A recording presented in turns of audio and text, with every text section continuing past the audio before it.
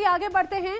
अमेरिकी राजनीति में एक बार फिर से भूचाल आ गया है। व्हाइट हाउस की chief of staff Susie Wiles का एक इंटरव्यू चर्चा का मुख्य विषय बन गया। उन्होंने व्हाइट हाउस के अंदरूनी माहौल पर और कुछ शीर्ष लोगों को लेकर बेहद खुलकर टिप्पणियां की, जो अब विवाद की वजह बन गई हैं। आखिर सूसी विल्स कौन है, सबसे पहले आप ये जानिए, फिर मैं आपको बताती हूँ कि उनकी टिप्पणी क्या है। दरअसल इनका पूरा नाम है Susan Susie Wiles. White House में चीफ ऑफ स्टाफ हैं। ये लंबे समय से रिपब्लिकन पार्टी के वरिष्ठ सलाहकार के तौर पर भी अपनी भूमिका निभाती रही।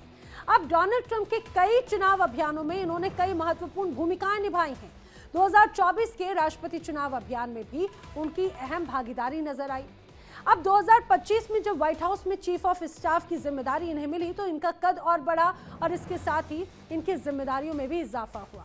अब विल्स ने ट्रंप को शराबी जैसी पर्सनालिटी बता दिया है।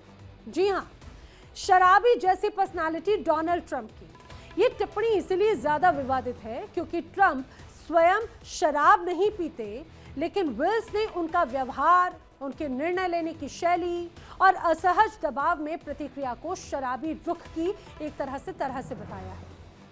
वहां पर उन्होंने एलन मस्क पर भी टिप्पणी की और उन्हें ड्रग यूजर जैसे बयान देने का आरोप लगा दिया, खास करके केटामाइन जैसी दवा के संदर्भ में। हालांकि विल्स ने बाद में यह जरूर दावा किया कि इंटरव्यू को कॉन्टेक्स्ट से हटाकर पेश किया गया है। फिलहाल आपको ये भी बता दें कि विल्स ने यह भी कहा है, वाइस प्रेसिडेंट जेडी वेंस को कॉन्स्पिरेसी थ्योरिस्ट बता दिया।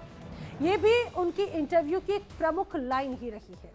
आगे बोलते हुए उन्होंने बजट हेड रस वॉट को राइट विंग का कट्टरपंथी कहा।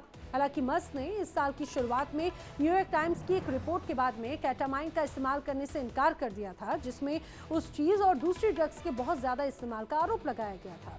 उन्होंने उस समय कहा था कि उन्होंने सालों पहले प्रिस्क्रिप्शन के तहत केटामाइन ट्राई किया था, लेकिन तब से उन्होंने इसका इस्तेमाल नहीं किया। इससे पहले ट्रंप ने व्हाइट हाउस की पहली महिला चीफ ऑफ स्टाफ को आइस मेडेन कहा था और पर्दे के पीछे से उनके दूसरे प्रेसिडेंसी को आगे बढ़ाने में उनकी भूमिका का क्रेडिट उन्हें दिया नहीं।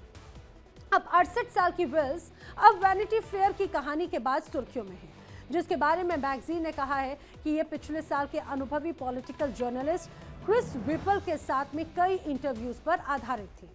हालांकि विल्स ने आर्टिकल को गलत तरीके से बनाया गया हिट पीस कहकर खारिज कर दिया। वहीं मैगजीन पर ट्रंप की टीम के बारे में बहुत ज्यादा अस्त व्यस्त और नेगेटिव कहानी दिखाने का आरोप लगा।